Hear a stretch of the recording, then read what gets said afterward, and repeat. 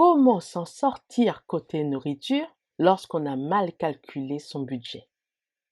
Dans cette vidéo, je vais vous proposer une des solutions qui vous permettra de profiter de votre voyage même si vous êtes à court d'argent.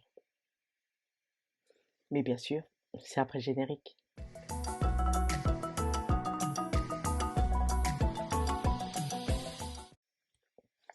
Bonjour, je suis Aurore.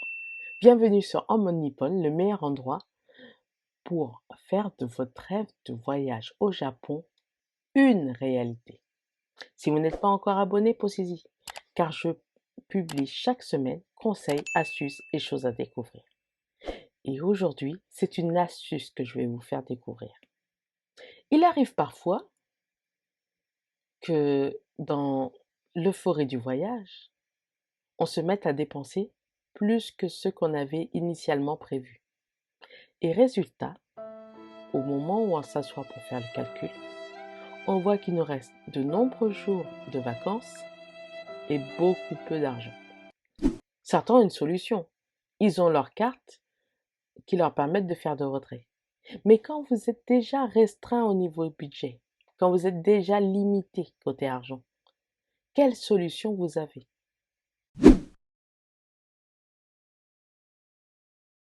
Certaines personnes sautent des repas.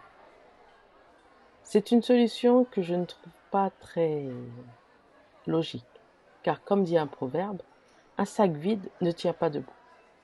Et si vous voulez quand même profiter de votre voyage en visitant, en découvrant le paysage ou différentes choses, vous avez besoin de manger. Et là, je vais vous partager mon astuce. Mon astuce pour payer la nourriture moins chère et en profiter.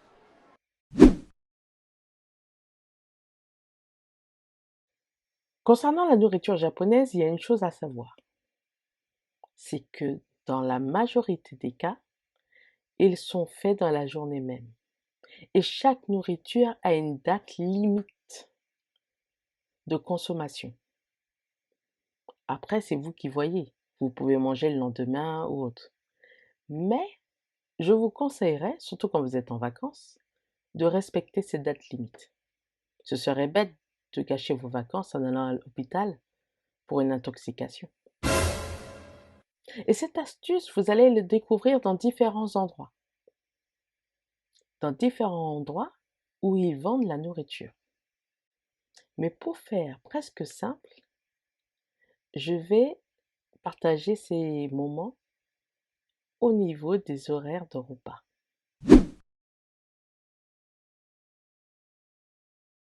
Comment manger moins cher le matin? Beaucoup de personnes comme moi prennent leur petit déjeuner.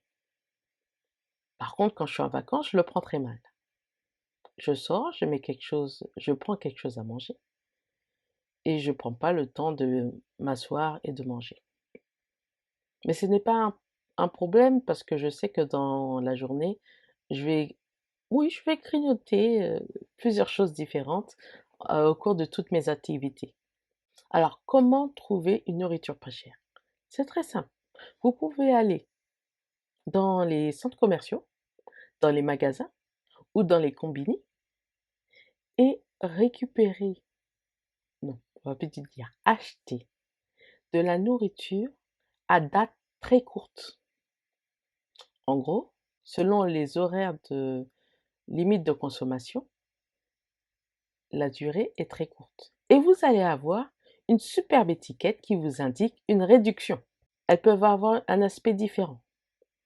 Mais là, je vais vous montrer le kanji que vous avez besoin de connaître pour comprendre que c'est un tarif réduit.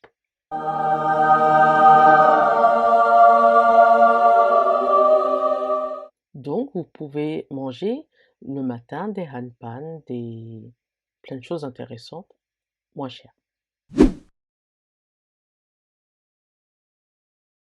Au niveau du midi,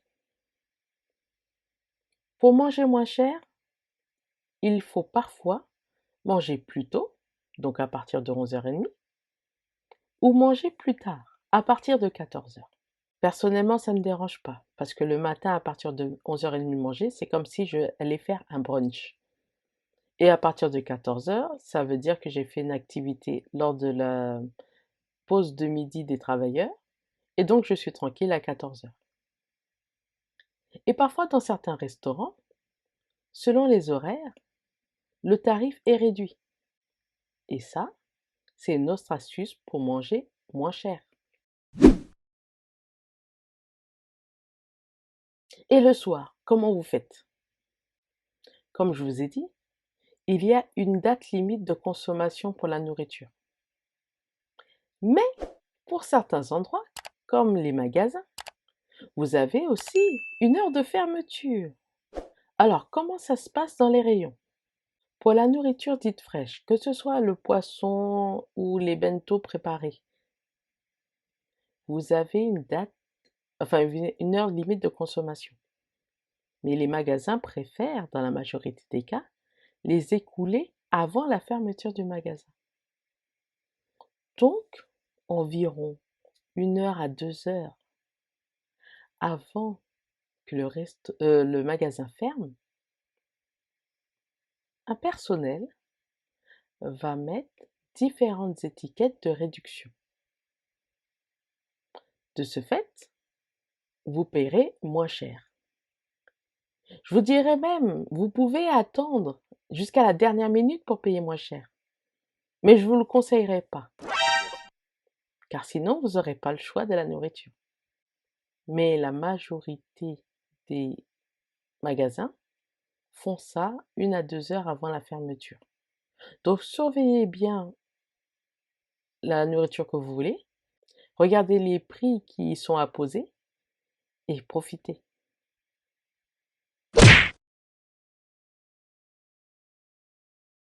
Par contre, super attention, même si la majorité des magasins le font, toutes les nourritures n'auront pas une étiquette. Donc si vous trouvez que le prix est raisonnable, prenez-le. Parce que la personne de derrière qui est déjà en train de vous pousser avec son caddie, elle n'hésitera pas. Donc si vous trouvez que c'est raisonnable pour votre porte-monnaie, prenez-le.